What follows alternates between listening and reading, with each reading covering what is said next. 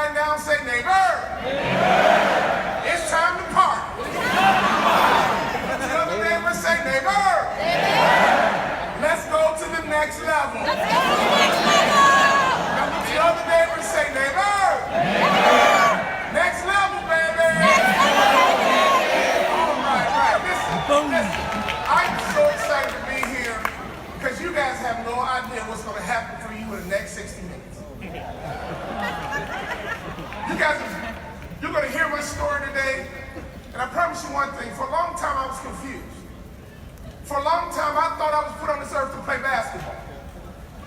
For a long time, I thought my purpose was to play sports. In fact, when I grew up, I was confused. Am I going to play in the NFL, Major League Baseball, or the NBA? For a long time, I thought my purpose was to be an athlete. But that's not my purpose. My purpose is for you.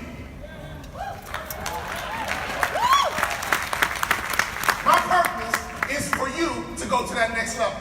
Yes. So when I got cut for you. When I got injured for you. When I cried, sometimes I cried for you. So one more time before we go any further, I want you to have your listening cap on and just say to yourself in a quiet voice, next level. Next level. Now I played in the NBA, which means I became one of the best basketball players in the world. Now some of you guys are looking at me like, oh, he played in the NBA, I can take him. No, you can't.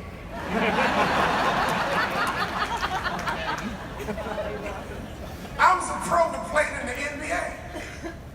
But when I left the NBA, in 3 years in business, I doubled my NBA income.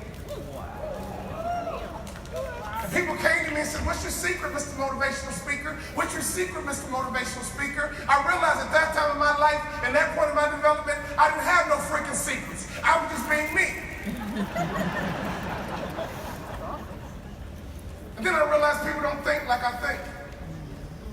And then I realized people don't execute like I execute. And that's the only reason why some of you guys don't win the way you want to win, the way you need to win, the way your family needs you to win. Is everybody hearing me today? See, this is not just about you. I want you to understand you are a part of a legacy. So before we're done today, you're going to be thinking about your mama, you're going to think about your daddy, you're going to think about your kids, and I want you to understand every day you wake up, it's all about your legacy. See, my daughter ran track, and I love relay races. Relay races are the most exciting part of the track meet.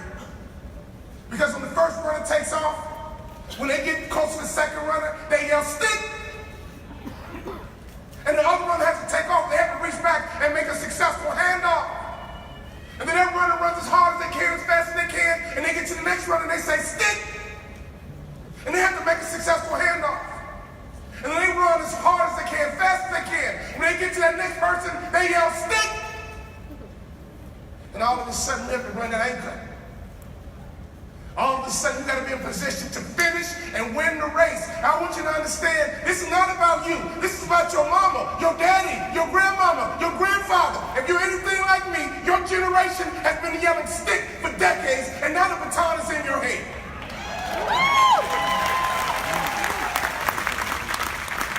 Yeah, I'm not talking to your neighbor, I'm talking to you. The baton is in your hand, and you gotta run as hard as you can, as fast as you can, and one day, at some moment, you're gonna yell, stick! And your daughter's gonna reach out. Your son's gonna reach out. And so what I wanna do for you today, I wanna make sure as long as that baton is in your hand, you're gonna run as hard as you can, as fast as you can, and when that baton is out of my hand, one thing my family ain't gonna worry about, it's money. And here's what happened. One of my family reunions, my uncle made a statement. I was about 14 years old. He said, the Bond family got some problems, but money ain't one of them. Woo! Now raise your hand if you can make some more money. Yeah. Raise your hand if you need to make some more money. Yeah. Raise your hand if you would love to make decisions for your family based on what's best for your family and not what you can afford. Let me tell you something. If that's you right now, I'm talking to you. Now, money's not everything, but let me tell you something. Money can sure help you live the life you dreamt about. Right. We were all in third grade. We stood in front of that teacher. And we declared to the whole class, when I grow up,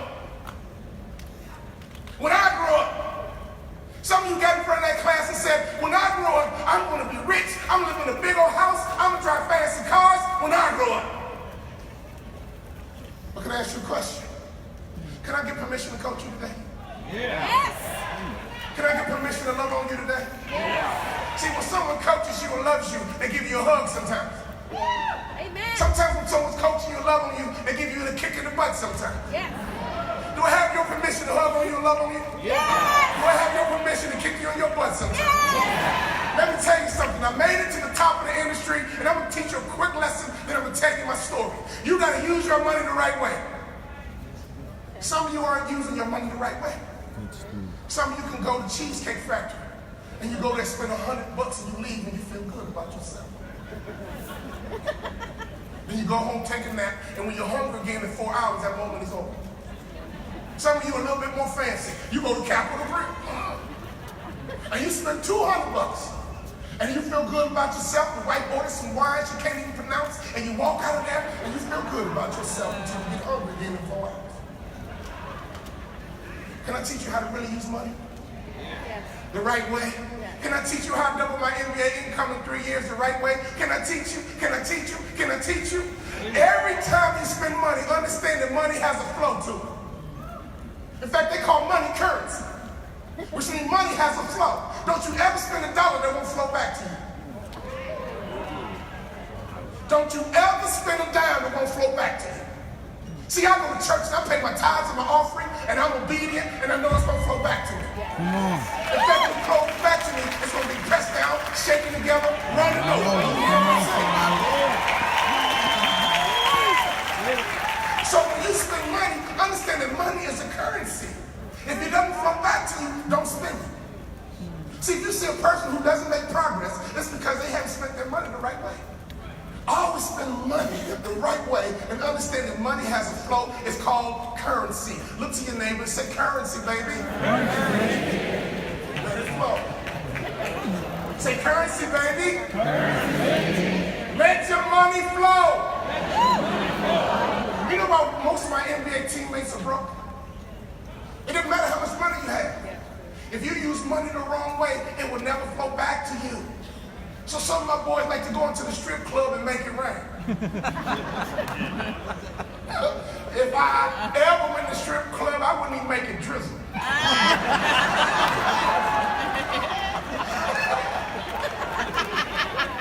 Can y'all do me a favor? Before you spend money, ask yourself the question, will it flow back to you? I spent money to become an NBA ball player. I spent money on coaches. I spent money on trainers. I spent money on nutrition because I knew it would flow back to me. When I left the NBA and got into business, I began to use my money the right way. And let's be honest, I didn't have Magic Johnson money. I didn't have LeBron James money. I had Walter Bond money. Here's 2 ways you're going to prosper. You hear me clearly? Invest your money in information and access to the right people. Invest your money in information. You got to get smarter, baby. You got to get command and master all the fundamentals of human nature. How to connect with people. Are you hearing what I'm saying? Brian McClure knows how to connect with people. Would you agree? Yeah. Jerry Thompson knows how to connect with people. Would you agree? Yeah. What happens if you spend every dime you had to get the right information so that you don't communicate with people you connect? Read every book you can on emotional intelligence. Read every book you can get your hands on social intelligence. Get every book you can get your hands on how to build businesses. Successful people know a lot of people. Successful people know a lot of people. So spend your time on getting educated and getting smart. I once went to a training in London. I paid $10,000 to get trained. Some of my fellow speakers said, man, that's too expensive. Why are you paying that much? That's too much. I wouldn't pay $10,000. I know you won't. That's why you're not a Hall of Fame speaker. I spent $10,000 and guess what? The money flowed back. That's right. I turned $10,000 into millions. Why? Because I know the real deal when I see it. I saw a coach who knew how to coach me the right way. It's something I needed, and I took $10,000 and turned it into millions. Some of you guys will take $10,000 and buy your daughter a car and put a ribbon on it. I spent $10,000 on a learning system. And I don't need to buy my daughter a $10,000 car because she's going to get Rolls Royces. Now what's a better investment, $10,000 on her car or 10,000 on my development, I can go and give her millions of dollars. Your development. Lose your money the right way. Another way I used my money was access to the right people, and we're going to talk about that in a moment. You got to have access to the right people, and you got to spend money to get access. When my NBA career ended, I looked at my checking account, and me and my wife did some simple math. We got 12 months to figure this thing out, and we're going to go broke. And I'm going to tell you about my mom and dad in just a moment. Coach, I'm going to tell you about my mom and dad in just a moment. My mom and daddy were just like your family. My daddy was a high school principal, mom was a teacher. She said, if you play pro sports, you better not go broke. My father said, if you play pro sports, you better not go broke. So that was a lesson in my house. If you play pro sports, you better not go broke. So we had 12 months to figure this thing out. And my wife looked at me, and she said, you know what? I think we should join a country club.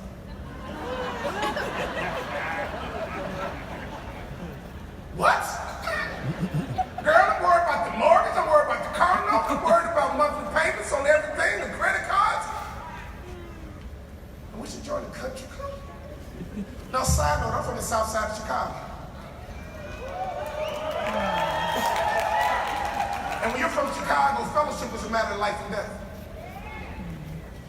And I always remember when my daddy taught me, don't you ever hang around a fool. Hang around good people. And for some of you Cowboy fans, I got a special treat for you today. I got the #1 pick from the NFL draft from the Dallas Cowboys. My best friend, high school teammate, Russell Maryland. Wave your hand, Russell Maryland. Stand up and wave your hand. Russell Maryland, #1 pick. That's who I hang out with.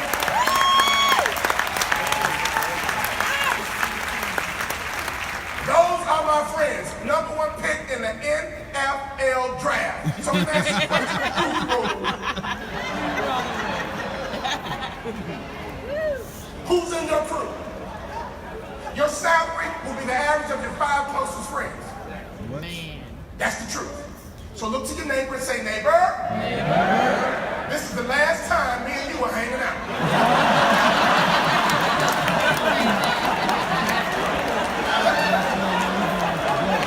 That's it.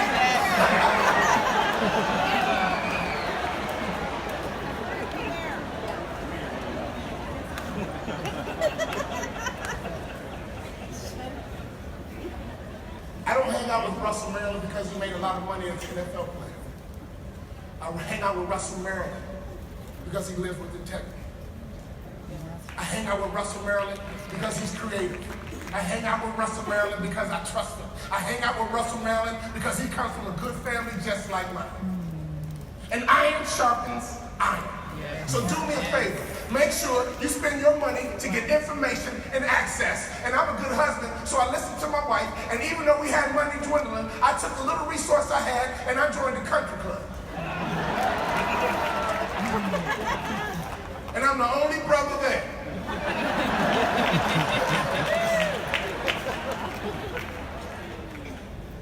And I sat at the country club, scared. I sat at the country club fearful. I sat at the country club uncomfortable. Can you do me a favor? Yes. Go and hang out somewhere where you don't feel comfortable. See, some of you guys just want comfort so much. You go hang out with your high school friends because you're comfortable with your high school friends. You go back and hang out with your knucklehead cousins because you're comfortable with your cousins. If you want to get to that next level, you need to hang out with people who are already operating at that level. Amen. Which means you got to invest in being uncomfortable. I got to the country club, ladies and gentlemen. A part of me was, it's a good idea. The other part of me was like, man, that was a car note. But iron sharpens iron. And I was at this country club and I heard the guy say, you know, it didn't cost me a lot of money. It was only $50,000. Oh, it didn't cost me a lot of money. It was only $100 grand. And they started talking about buying businesses and private equity. And all of a sudden, I started feeling like I was back in the NBA locker room. These guys were brash. They were confident and borderline narcissistic. And I was like, hey, I like how they wrote. This reminds me of being in the NBA locker room. They're not confident about their jump shot. They're confident about their leadership. They're not confident about their handles and how they dribble. They're confident in their ability to invest in the right company and turn it around. And all of a sudden, I began to mimic what I saw at the country club. I would go home, my wife would say, well, how about the mortgage? I said, hey, it ain't that much money. It's only $1,500. Well, how about private school? I think we ought to take the kids out and put them in public school. Oh, it's not that much. It's not that much. And she began to look at me like, what got into you? Hello? Do you see the checkbook? But what happened at the country club? I got access to wealthy people. I got access to smart people. I got access to successful people. Now I walk like they walk. Now I talk like they talk. Now I think like they think. And now I make what they make.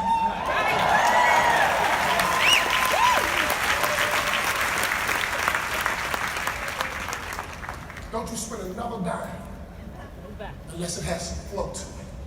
Don't you spend another dime until everything in your currency flows back to you. Here's where my life got tricky so you know who I am. My father was a 6'6", 240-pound high school principal. My father said what he meant, and he meant what he said. Can you guys do me one favor? Cut off the news. If you listen to the media, you really believe that every black guy in the NBA was raised by a single mom, plays where out together, and we all go broke when we done playing. I was not raised by a single mom. I did not play my way out the ghetto. Everyone in my family has master's degrees.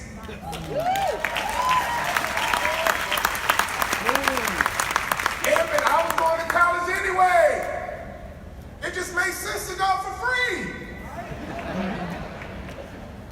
So the first day of high school, I walked in full of confidence until I passed the principal's office. And the principal was 6'6", 240 pounds. Everybody else called him Mr. Bond. I called him Dad.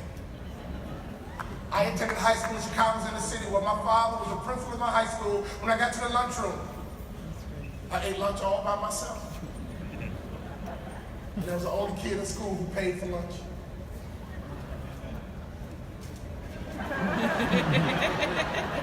I got home that first day of high school and I threw a pity party.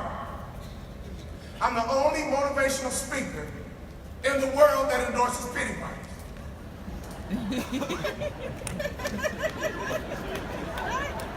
Here's my philosophy. God gave us emotions, right? Did he give us emotions to suppress them? But here's my challenge, Amber. Do you use your emotions or do your emotions use you? Do you use your emotions or are you emotional? See, in a moment, I'm going to teach you the mindset you must have. I'm going to teach you a mindset that you must adopt. If you can embrace this mindset that I'm going to teach you today, you will get to your next level. Is everybody with me? Yes. See, Brian McClure has that mindset. Would you agree? Yeah. Mr. Thompson has that mindset. Would you agree? Yeah. Joey Carter, who used to be the son of an owner I played for who owned the Dallas Mavericks, has that mindset. So what if you got your mind right? What if you develop the mindset that they have? So my philosophy is they can do it, I can do it. If they can do it, I can do it. But it really boils down to our mindset. So the first day of school, I threw a pity party. In fact, everybody Lionel Richie to my pity party. I came home, brought on my boombox, and me and Lionel Richie for 3 days had a pity party. Hello? Is it me you're looking for? Oh! 3 days, me and Lionel Richie threw a pity party. And I came up with a plan. I'm going back to high school. We started a baseball team, basketball team, football team, president of the journalism club. My classmates are going to vote me most likely to succeed. I know life is messy. You better bring paper towels. If something happens in your world and your life is unrecognizable and you did not welcome, I give you 3 days to throw that pity party and that's it. I give you 3 days to feel sorry for yourself and that's it. Give you 3 days to be sad and depressed and lonely and angry and mad. I give you 3 days. And that's it. Because your next level requires mental toughness. Your next level requires the right mindset. And I'm going to let some of you guys off the hook because we got brainwashed way back in middle school, way back in high school, and I can prove it to you. Some of you guys are still victimized by how you thought in middle school and high school, and you're still operating the same exact way. And today we're going to break it off and use that family. Today we're going to break down the chains and you're going to be free to go to that next level. Because if you don't get healed and you don't change your mindset, you're going to still operate the same way you operated in middle school and high school. And I can prove it to you. Remember those A students? Remember those straight A students? They got 1B and we had to put them on suicide watch. You remember those? Seriously. And not only were they rattled, mom and dad was rattled too. You know why? Because mom and dad had that bumper sticker. You guys know the bumper sticker I'm talking about? My child is on the A honor roll at such and such middle school. A honor roll. Mama, you are bold to put a bumper sticker on your car that doesn't come off.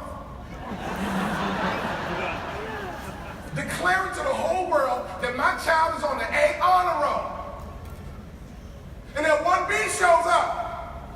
The whole family is rattled. And this is what mom and dad says. Well, I'm going to go up there and talk to that teacher.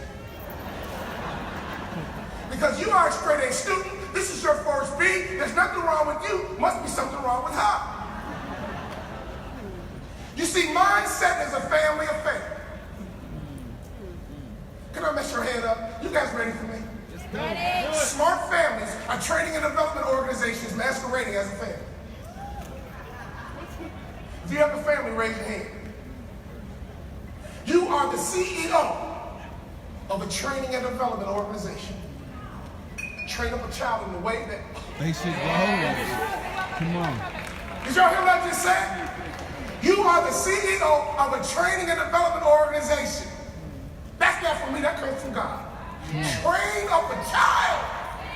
Mama, you a head trainer. Dad, you a head trainer. Train. Smart companies are training and development organizations masquerading as airmen. Amen. Your next level requires you to buy into training and development. You've been trying long enough and you've been stuck at 50,000. You've been stuck at 60,000. If you want to get to that next level, you got to up your training.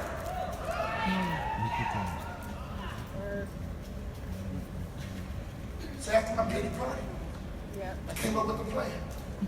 I'm going back to high school. We started a baseball team, basketball team, football team, president of the journalism club, and my classmates would vote me most likely to succeed.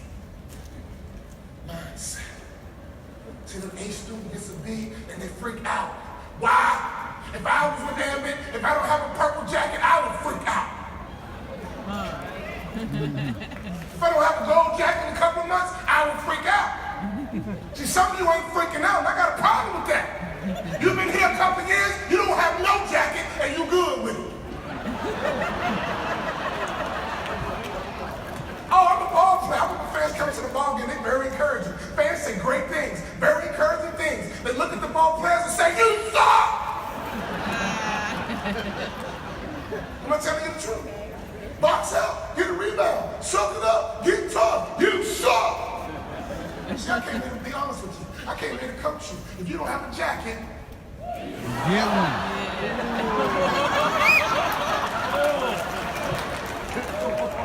I mean, if they got a jacket, you can get a jacket. Are you hearing what I'm saying? Mindset. If they give out A's in class, you can get an A. See, you didn't get an A in class because you didn't think you were worthy of an A.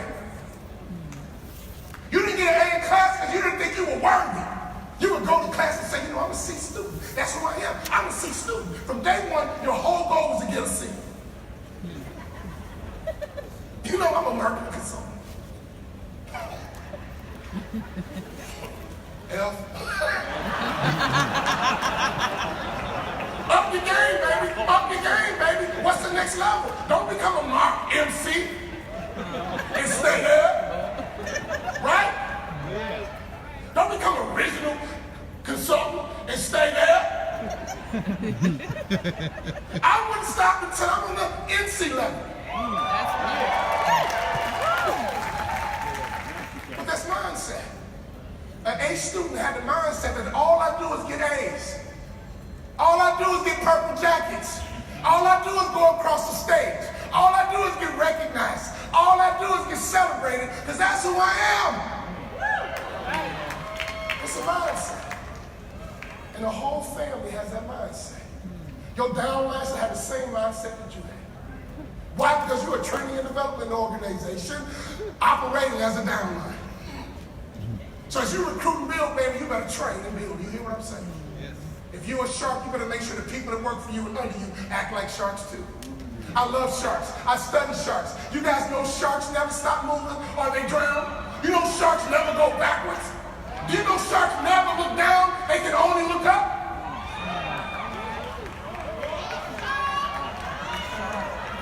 When you look around this room and you see a gold jacket, that's a shark. When you look around this room and see a purple jacket, that's a shark. The one thing I love about the ocean is that sharks are predators and sharks recognize other sharks. When you go in the ocean and two sharks see each other, you know what they say?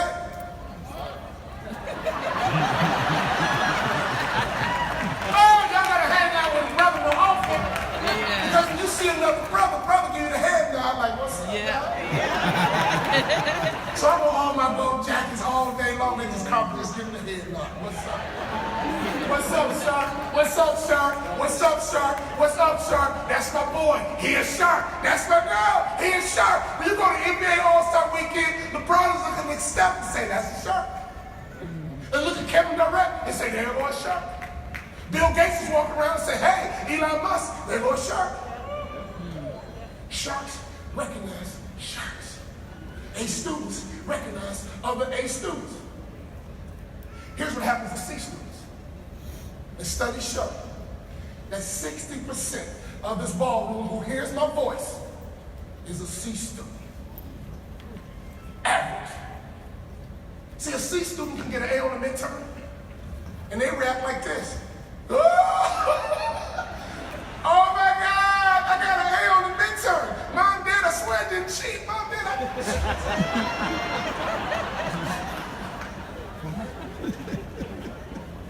I don't know what got into me. I studied, I prepared, I applied myself. I studied, I prepared, I applied myself, I recruited, I got customers, I did exactly what Ambit said this month, but don't get your hopes up. I know you recruited me in the business, but don't get your hopes up. I'll probably flag the final. I'll forget some homework, and before you know it, a C student can have an A, and they will sabotage themselves until they get more comfortable, and I tell them the truth. A C student is only a C student because they think they're a C student. An A student is not smarter than a C student. The only difference is mindset.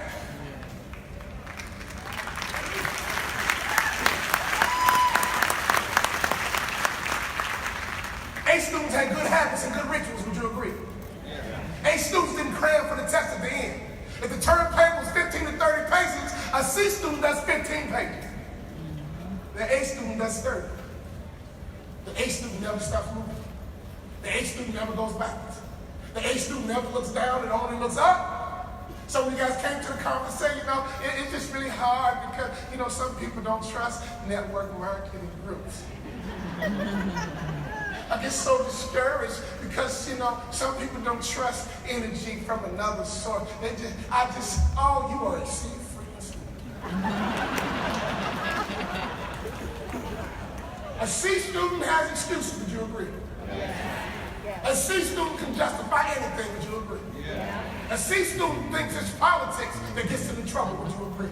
Yeah. A C student is wholly convinced that teacher doesn't like me, would you agree? Yeah. You guys have any kids that come home and say, the teacher don't like me.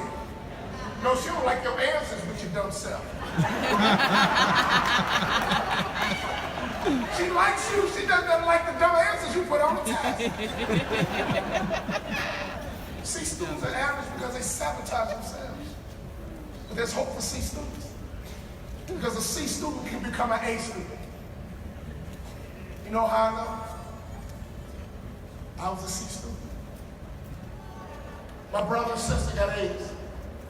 My mom and dad would say to me, it'll be okay, son, your light is not clicked on yet.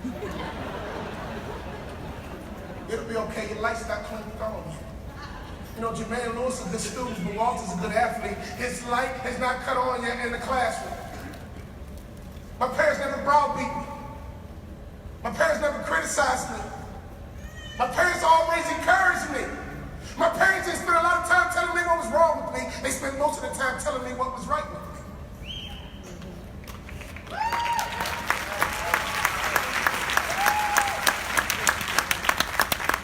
Can you do me a favor? Don't tell your kids what's wrong with them, tell them what's right with them. What training and development coordinator would constantly criticize someone they're trying to develop? My parents understood that every apple doesn't turn red at the same time. Every flower doesn't bloom at the same time. Go home and cook some popcorn in the microwave. All the kernels pop at a different time.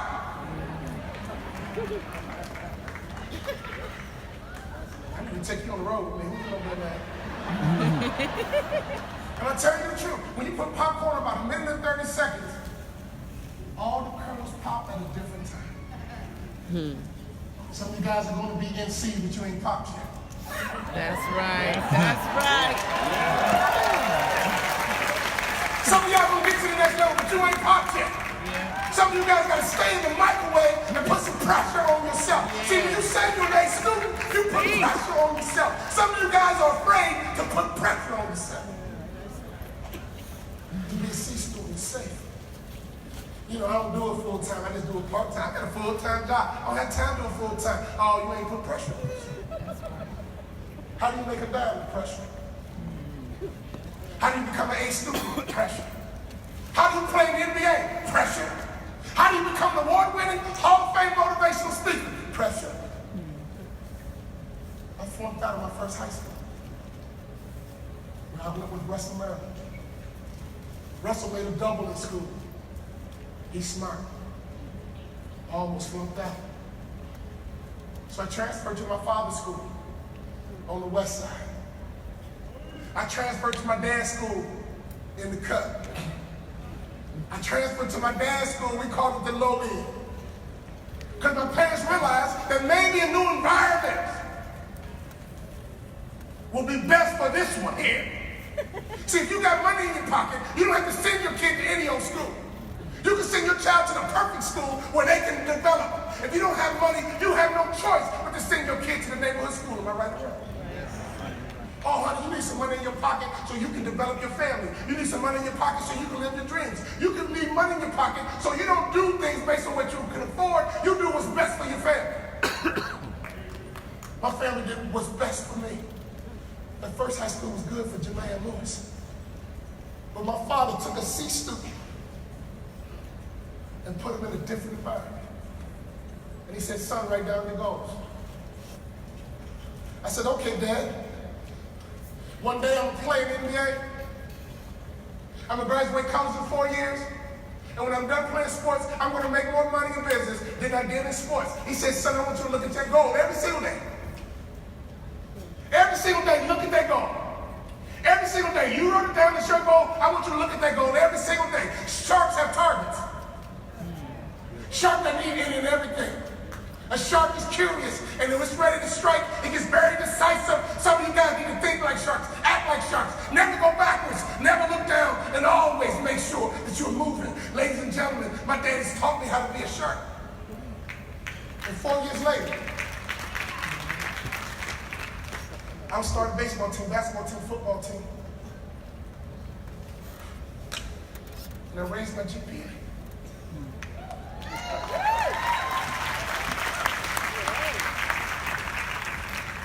Now I was not just an athlete, I was a student athlete.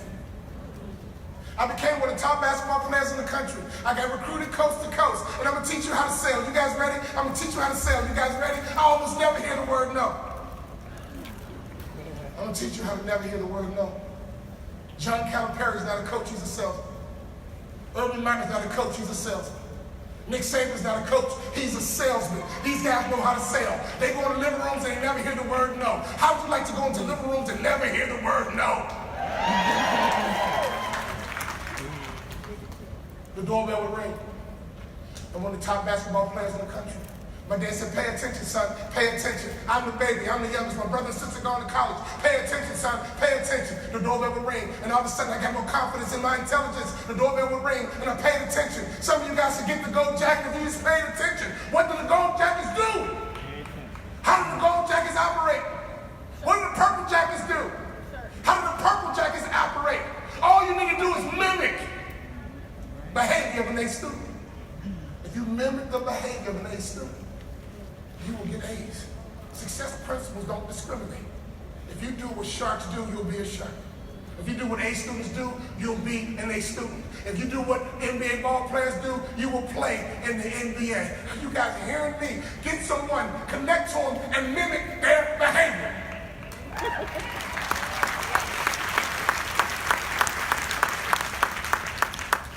The doorbell will ring.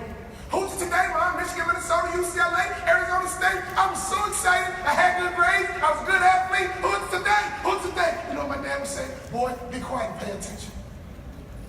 My dad was always saying, pay attention. Boy, be quiet and pay attention. That's what's wrong with you. You're always running your mouth. Your brother and sister, pay attention. Be quiet, just pay attention, son. Success is all around you. Just pay attention. Clues of success are all around you. Keep your mouth shut. Man. Pay attention. I built a whole sales training based on being recruited as a high school athlete. The doorbell would ring. They always traveled in the back of 3. They always had a University of Chicago shirt. They always had a brochure from the brochure coffee table. Always 4 students on the brochure. 2 white, 1 Asian, 1 African American, and the brother was always on the side like this. The brother kind of looked photoshopped in. You know what I'm talking about? As I collected different schools' brochures, I began to recognize some of the same kids on different schools' brochures. And I was like, Dad, these aren't real students, these are models. He said, exactly, son. Pay attention. Every time the coaching staff left their house, immediately we gathered around the kitchen table and we'd ask ourselves a question as a family. Well, Michigan just left. Well, UCLA just left. Well, Ambit just left. What do we think? Here's the question that's going to make you a millionaire. You guys ready? Ready. Here's the question you got to be the answer. You ready? Yeah. Ambit just left. Did we like them? Pay attention. The likability factor is the best kept secret in business. People want to buy from people they like. Have you ever wondered how Oprah became a billionaire? What's her talent? What's her skill set? She was a journalist like every other journalist, but she was smart. She got on TV, which is smart. She owned her own show. She's smart. But here's her skill set. Here's her superpower. She convinced 30 million women that she was their best friend. I'm telling you the truth. Oprah is a billionaire because she's likable. Jerry Thompson is a multi-millionaire because he's likable. Brian McClure makes a whole lot of money because he's likable. Coach Allen Johnson is the only one in here bigger than me. Would you agree? Lovable. He's likable. Oprah Winfrey converted likability into billions of dollars. Hear me carefully. If you got a pen, write this down. Some people brighten up a room when they enter. Some people brighten up a room when they leave.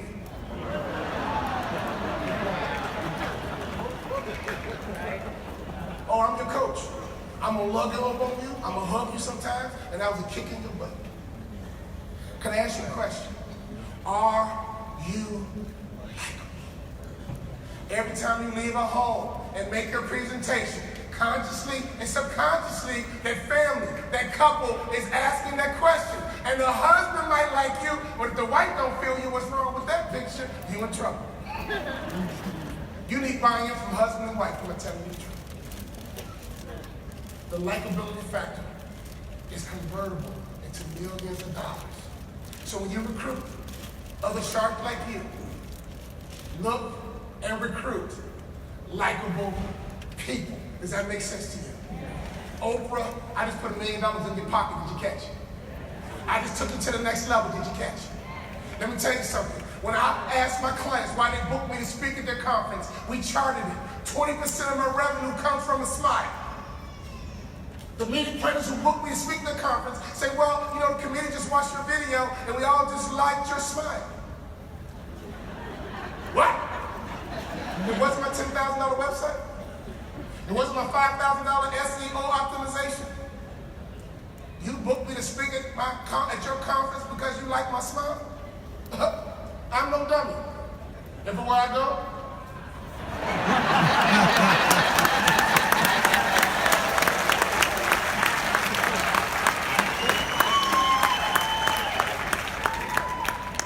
every time a staff left our house, that was the very first question we would ask. Well, Michigan just left. Well, UCLA just left. Well, Wisconsin just left. And it just left. Did we like them?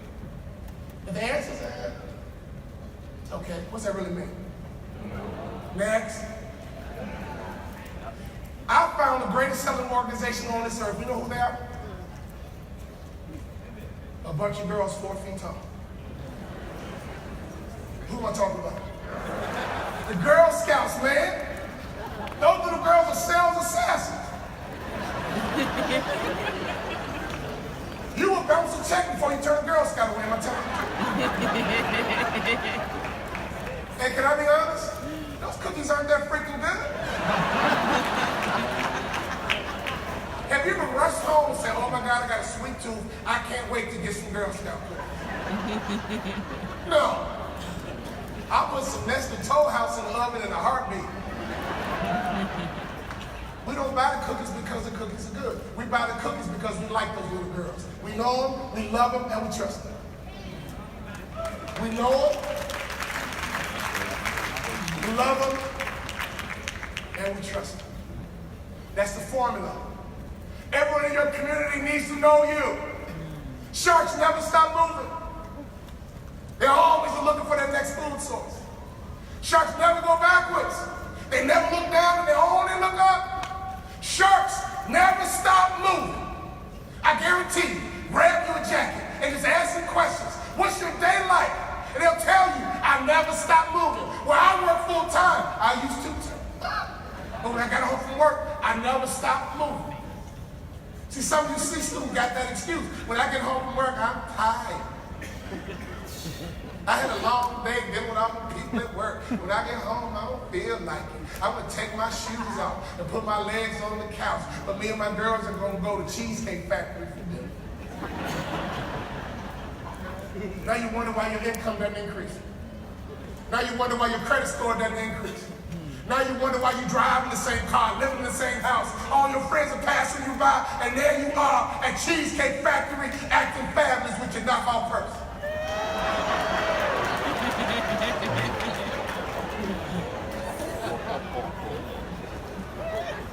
Don't look at me like that. I'm from Chicago.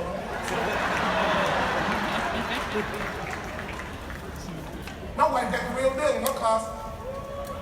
Because I use money the right way. Information and access to the right people, and I became somebody different. I will never be a C student again. Why? Because I'm afraid to be a C student again. I used to be a C student. I don't like how that felt. Right.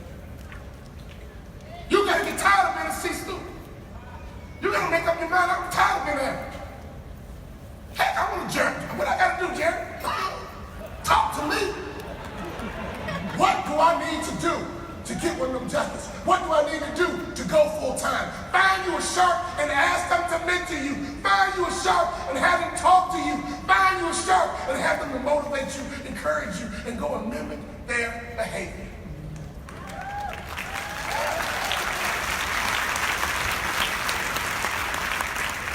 So one day my love changed. And into my house got the guy named Clem Haskins from the University of Minnesota. Noticed something different. He did not have a university issue golf shirt. He had on a 3-piece suit, fresh haircut. He looked like success. He looked like money. He looked like success. He looked like money. He passed the eyeball test. You guys know the better you look, the more money you make? You guys know that? See, Tom Brady looks like an NFL quarterback. Peyton Manning looks like an NFL quarterback. Cam Newton looks like RoboCop playing NFL quarterback.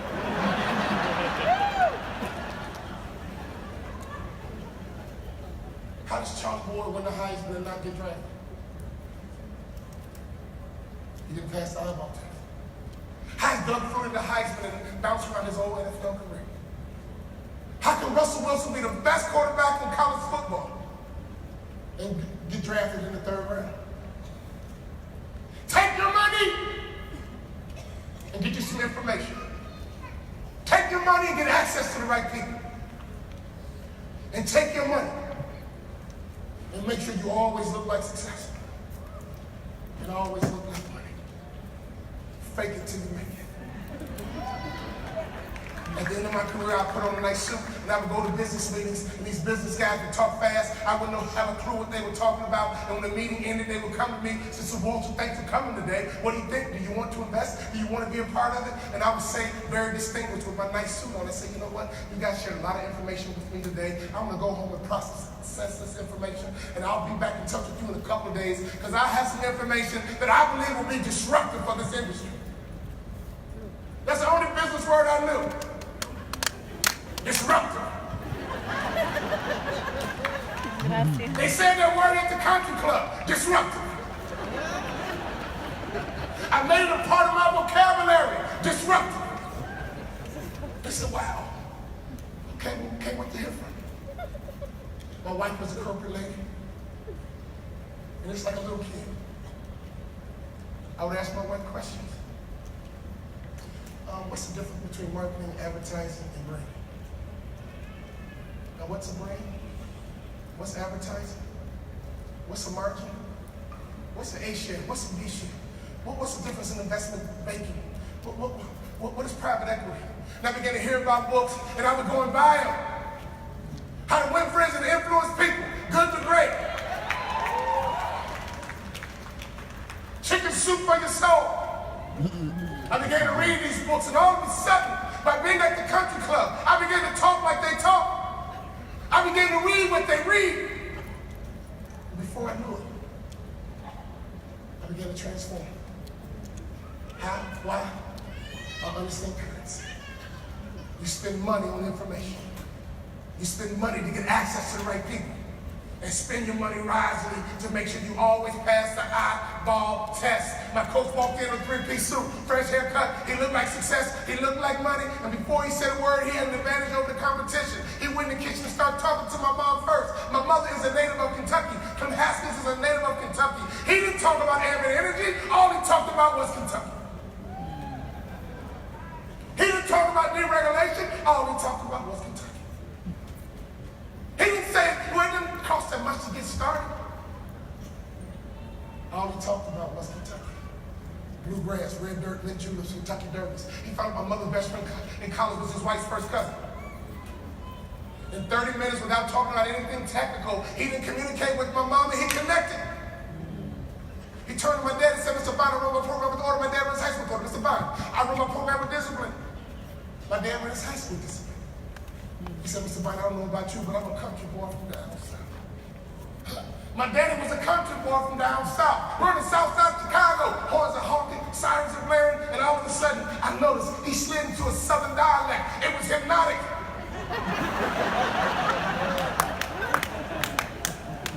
He said, "Mr. Biden, I'm a country boy down south. You're a Southern true student athlete, Mr. Biden, but I gotta shoot you straight. I don't believe in free ice cream, Mr. Biden. Walter plays for me. He must earn everything he gets."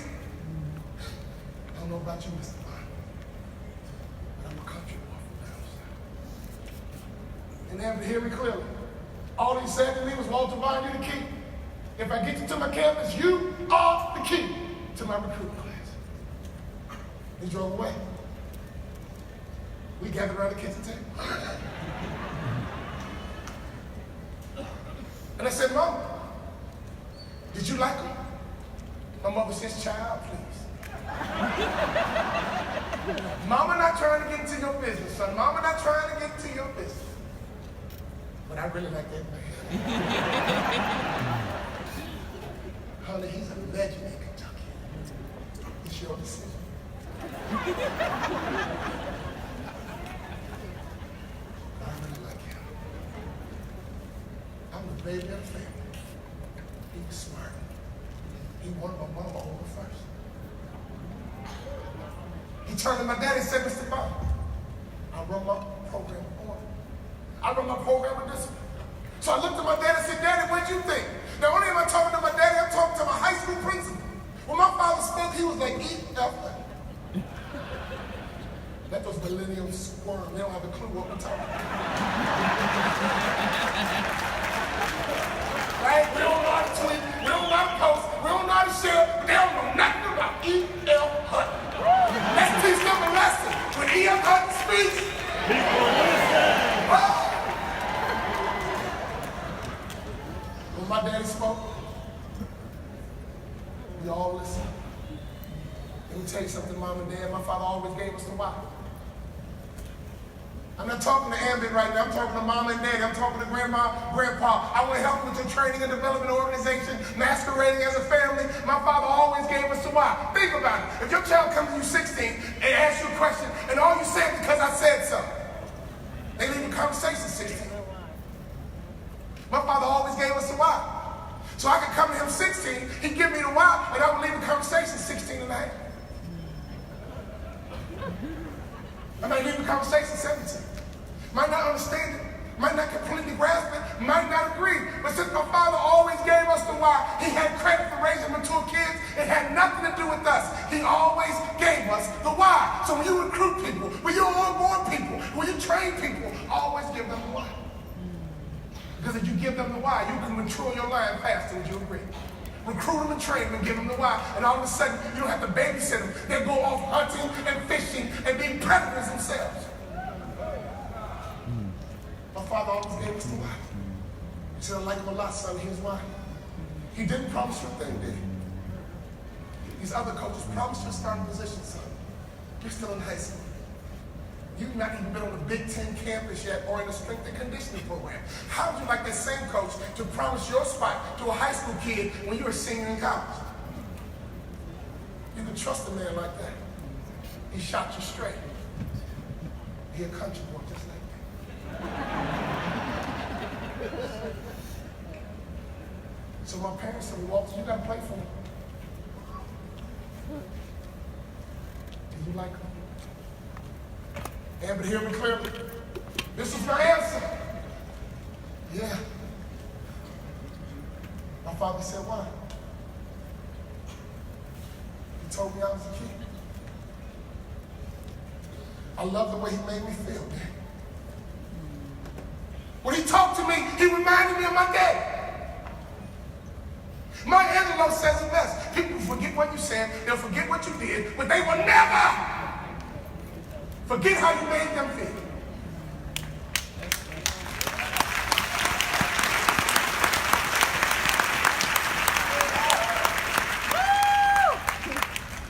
So if your kids don't come around like they used to, how do you make them feel?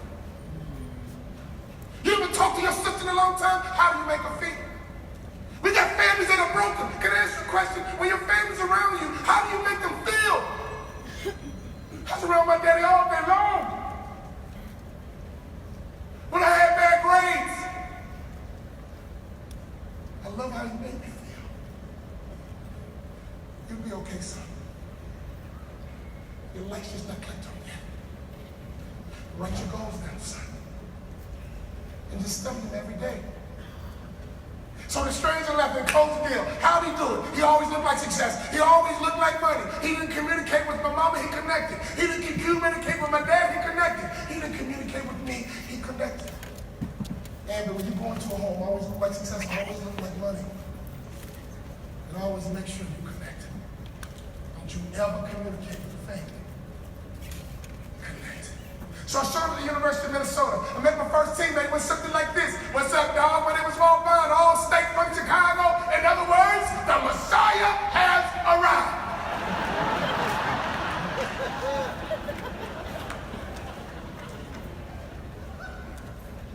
My teammate stood up and said this. What's your name again? Walt Bond, all state from Chicago. That's not bad, but my name is Willie Burton, all American. In Detroit, Michigan. All American. Is it like a small town or something? The next day was our first practice. I'm going to find the toughest guy on the team. I'm going to dunk the ball in his face, and I'll be so like I was in high school. I got in the locker room. I found the toughest guy on the team. His name was Richard Coffey. Richard Coffey was a former member of the 82nd Airborne. Richard Coffey was a grown man. He had been to the military for 4 years before he even got to college. Can I be honest with you, Ambit? The first time I saw his body up close was the first time I questioned God.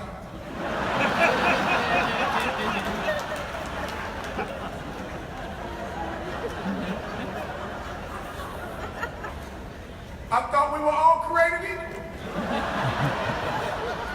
I saw Richard in the shower. We are not created equal.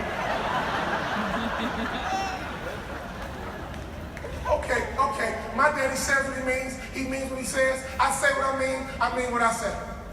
As soon as practice starts, I'm gonna grab this basketball and dunk it in his face just like I was in high school. I'm gonna do this Ambit thing. I pay my money. It'll be easy. I'll pay my money, it'll be easy. I'll sign up, it'll be easy. I'll be outperforming my upline in no time. I'll sign up, it'll be easy. Practice starts, I grab a loose ball. Bring it on, Richard Coffey, let's go.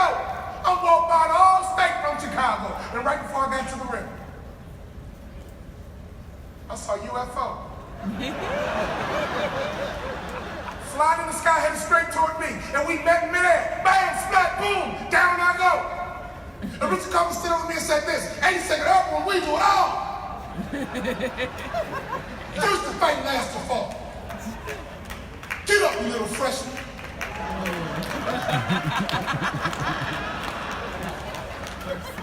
Well, you okay? Okay. And before I knew it, my bottom lip started to twitch.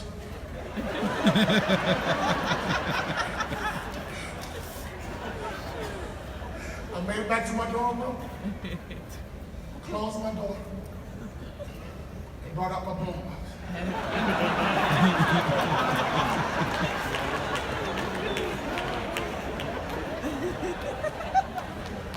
I've been alone inside my mind, and in my dreams I kiss your lips 1,000 times. I thought I see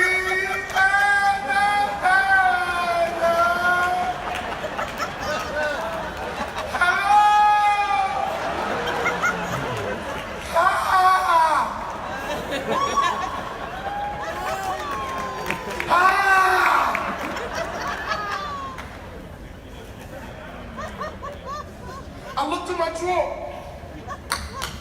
And I took that note out my daddy had me write in high school. And I read it. I'm gonna graduate in 4 years, I'm gonna play in the NBA, and when I'm done playing in the NBA, I'm gonna make more money in business than I did in sports.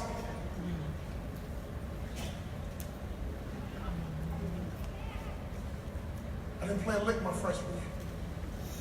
My daddy called me on the phone. He asked me a question. Why not, son? Why don't you play? I gave him an 18-year-old answer. I said, Dad, you want to know the truth, Dad? Can you handle the truth? You want to know the truth? Can you handle the truth? You want to know the truth, Dad? You can't handle the truth. Big Ten basketball, big business, Dad. This is Division I, Dad. You want to know the truth? I tell you the truth. Daddy, it's politics, Daddy.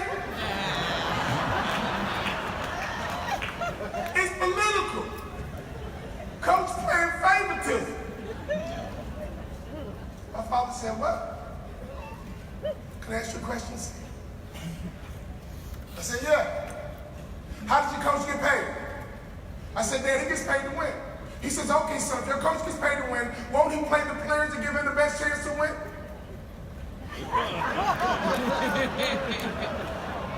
Dad, I got a question for you. Is Mom home?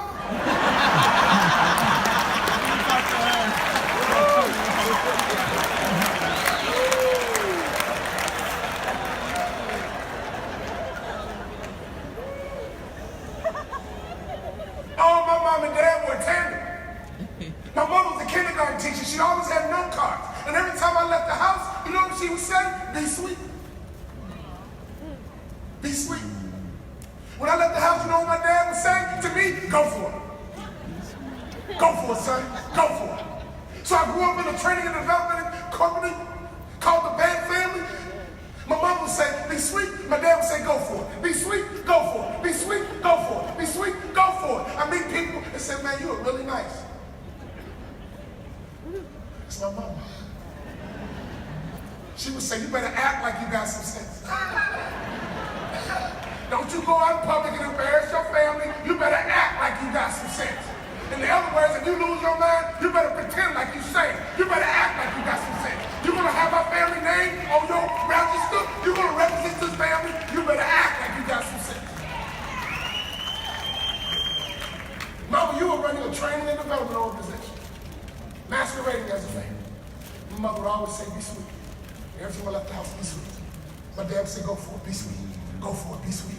Go for it, be sweet. And I'm telling you the same thing. Go for it, be sweet. Go for it, be sweet. Go for it, be sweet. Sharks don't kill everything. They just kill when they gotta kill. Go for it, be sweet. Go for it, be sweet. Go for it, be sweet. That was my training and development company called Family. Go for it, be sweet. Go for it, be sweet. So go for it, call me.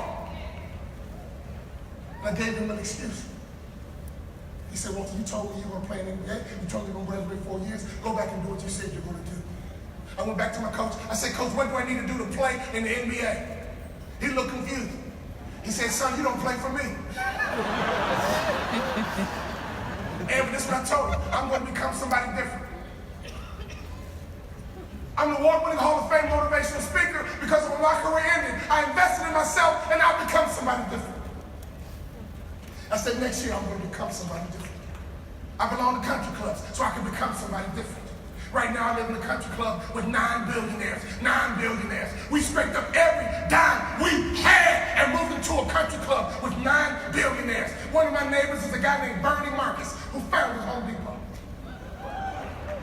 One of my neighbors is a guy named Leon Cooperman, has the richest hedge fund in America. Last week I had dinner with a billionaire. He asked me to go to dinner. He said, Walter, I like you, let's go to dinner. And right there at dinner, he says, how do you invest? What do you invest in? I start sweating.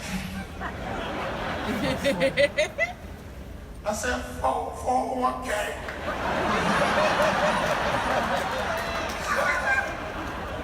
Eric, you know what he asked me?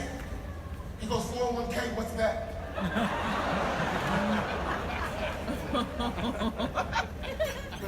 You a billionaire? And you never heard of a 401k? You're like, no, what is it? You had never heard of a 401k. Oh, I take my money and I buy access to people who operate at a whole other level. A great white shark swims in the ocean and it'll take you deep, baby. You know what he told me after dinner? He said, if you want to get into investing, I'll help you. If you want to get into investing, I'll show you. Ladies and gentlemen, can I teach you a lesson that'll change your life? One day I was fishing, and I'm a cool brother from Chicago. I don't need a tutorial. When a fish comes into that boat, all I want to know, can I eat it? So one day, we were fishing with the captain, and he brought in this ugly fish. And I said, well, can we keep it? He's like, oh, no, you don't eat these, but let me show you something. He said, this is called a suckerfish.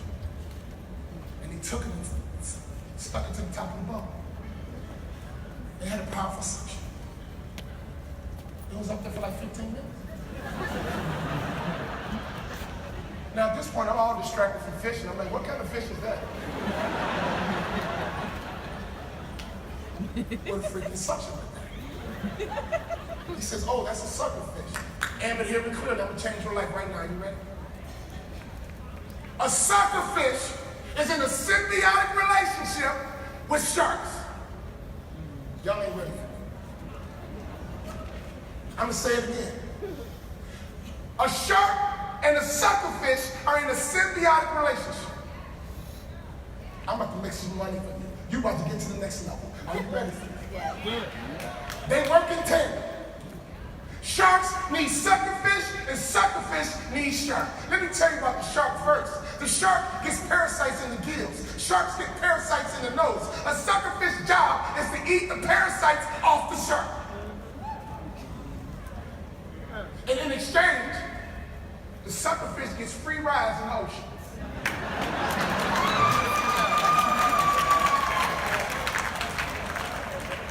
The suckerfish goes places it can't go by itself.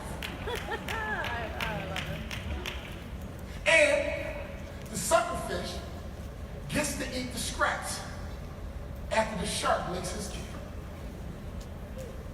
Ladies and gentlemen, looking around this room, those jackets are sharks.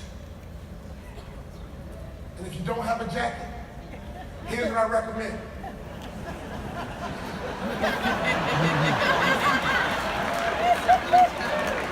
Y'all hear what I'm saying? Let me tell you something.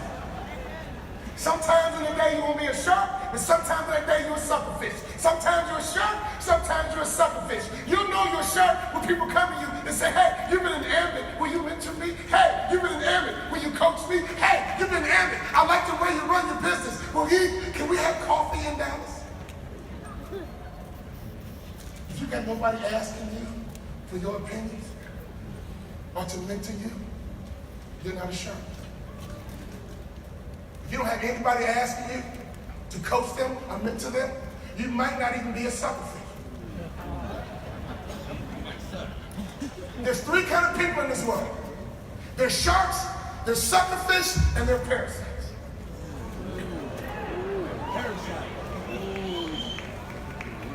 Sharks never stop moving. Sharks never go backwards. Sharks can only look up. They never look down. Suckerfish know that they see students. But suckerfish make a decision to say, I'm done being a suckerfish.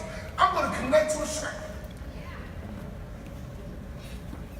My daddy was my first shark. Did you hear what I said? My daddy was my first shark. If you hang around a shark long enough, you start thinking like a shark. You start talking like a shark.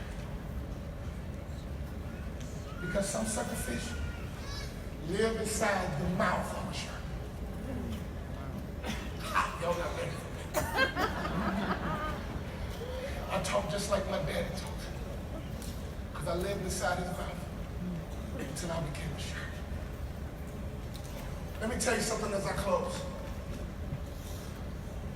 I'm an award-winning Hall of Fame motivational speaker. And let me tell you about my faith people. I've been frustrated and angry. I'm a Hall of Fame motivational speaker and I don't have a book deal. That's like LeBron not having a shoe deal. You hear what I'm saying? But I'm faithful. Abraham waited a long time to be the father of many nations. Come on.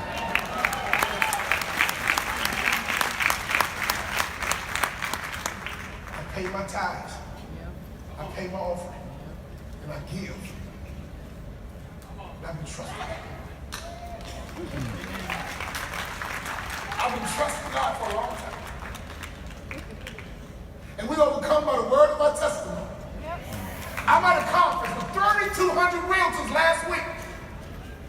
And there was a shark backstage named Mark Victor Hansen. For those of you who don't know Mark Victor Hansen, he is the founder of Chicken Soup for the Soul. Mark Victor Hansen and his buddy Jack Canfield have sold more books on this earth, second to the Bible. And he backstage. And he heard me talk about the shark, the suckerfish, and the parasite. And I killed him that day.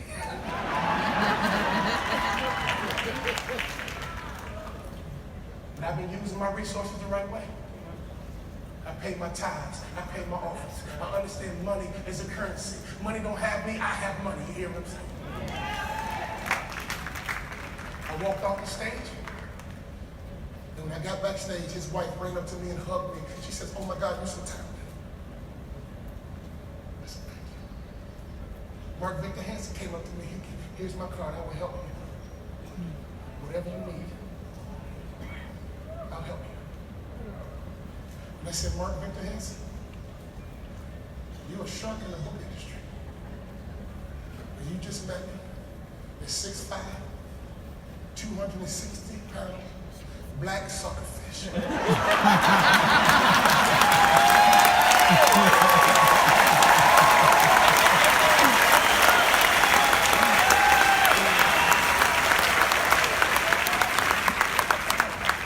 Use money the right way. Don't you let have money have you. You have money. Stop going to Cheesecake Factory if it don't come back to you. Stop going to Capitol Grill unless it comes back to you. Don't you spend another dime on this earth until it comes back to you. I spent $10,000 on coaching and it's converted into millions of dollars. You got to understand currency is meant to flow. Currency got me into that platform and that stage where I got in front of the biggest shark in book industry. You know what he told me? He says, Walter, that shark suckerfish and a parasite, it's brilliant. I'll write you forward.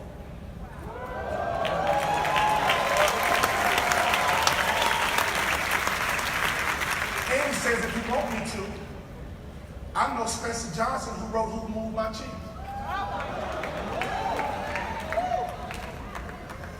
For my people who got faith.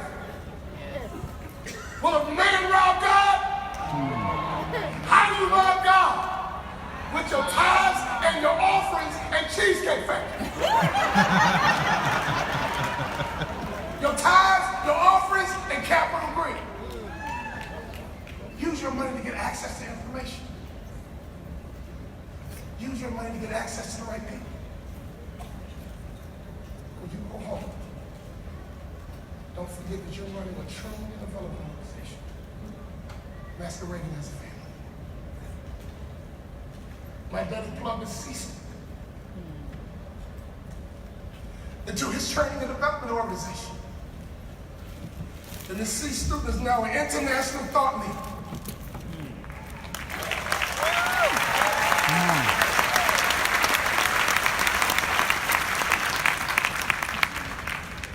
I never started on my college basketball team, but my father taught me accountability.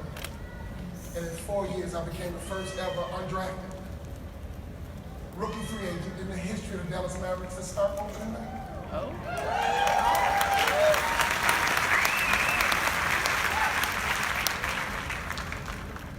Last week, I was a featured speaker for the NBA rookies.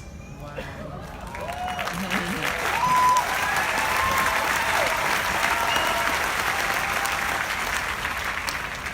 They didn't bring in Magic. They didn't bring in Isaiah. They brought in me. In the hallway, I have my best-selling book available called All But Stink. It comes with some online courses, and I got a resource. If you want to connect with me one-on-one, I coach people all over the world. My best coach in China, Elwood Sally, in 14 months. I taught him how to think like a shark, how to act like a shark, how to never stop moving, how to never go backwards, and to never look down, and always look up. Meet me in the hallway. But I always give away something free because I believe in the law of reciprocity. Yes. And there's always some cheap people who don't want to spend money. So on your screen, I got a free download on mindset. I want to teach you how to think and operate like an A student. On your screen, there it is right there. Download that audio. And if you enjoyed my message, if you enjoyed my style, I would love to be your shark.